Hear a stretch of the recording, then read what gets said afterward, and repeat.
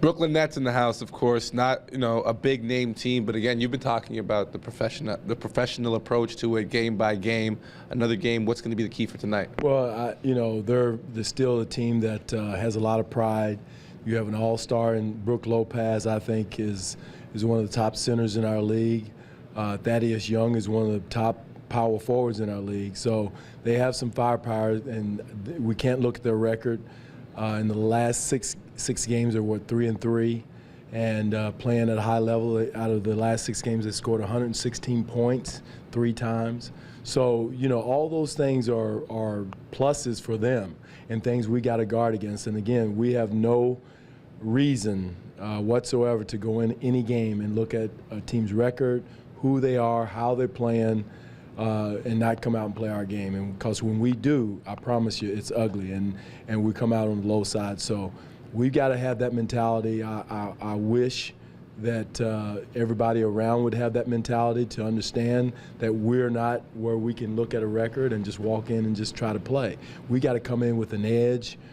We fell in that trap last year, and we're doing it defensively this year. With all that being said, this may be a trap question for me, but is this the type of night we can see a little bit more of Jason Thompson? No. I mean, we're going to play guys to win. We got to come out and establish ourselves defensively, make sure we do our job defensively. We fall into 27th since the All-Star break defensively, and that is totally unacceptable on our part. And it's the same guys in the locker room. There's no trades. DeMar's been out the whole time. It's the same guys that were 9th defensively. Again, the comforts of being number 2 in the league and in the conference and number 1 in the division, we all get comfortable. Media gets comfortable, fans get comfortable. But believe me, it's still a lot of basketball to be played, and this league will step in and bite you if you don't take care of business. What do you attribute some of that defensive drop-off to? Is it fatigue at this point in the season? No, focus? It's no fatigue. It's comfort. What you have it losing that edge. I'm the only one in the room yelling and screaming that, hey, we're not as good as we think we are, or what, if we don't come out and cross our T's and dot our I's. Everybody's patting everybody on the back. And again, it's human nature. It's not just our guys, it's across the league. Defense is down across the whole league since the All-Star break. So it's human nature more than anything else.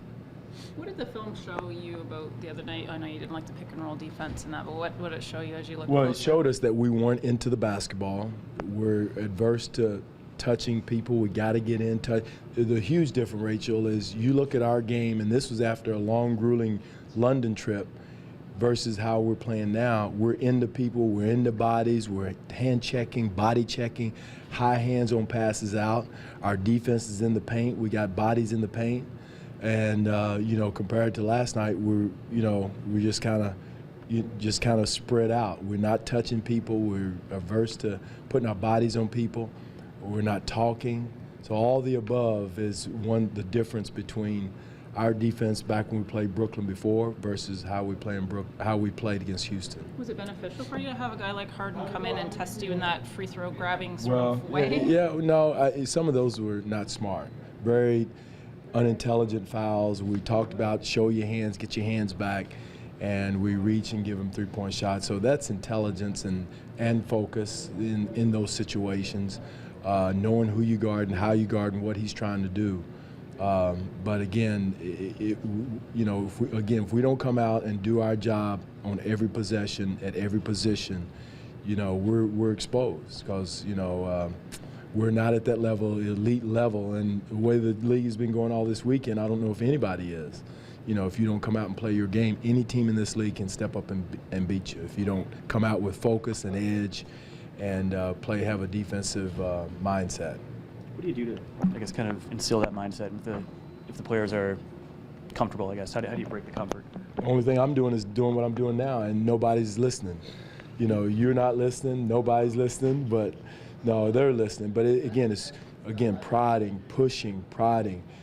Playing time is the only other thing. Guys not getting it done, cut their playing time. We got a set rotation. We've been criticized not having a rotation so long. Now we got a set. But again, when you do that, guys tend to get comfortable a little bit.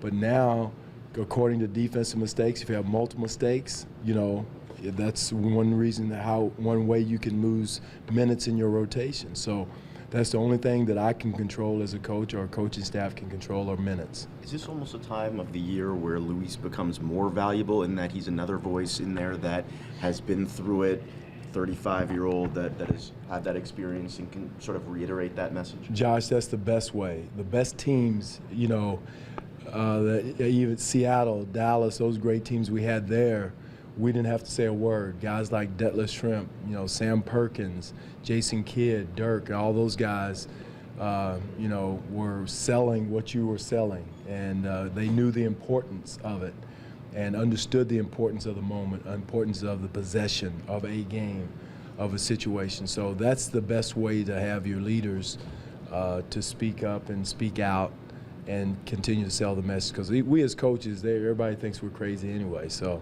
but again, they have to help you sell your message. Was there a point of the season where you were most pleased with the defense? Yeah, we were, 6th and 9th there for early in the season, in December, January, whatever it was earlier.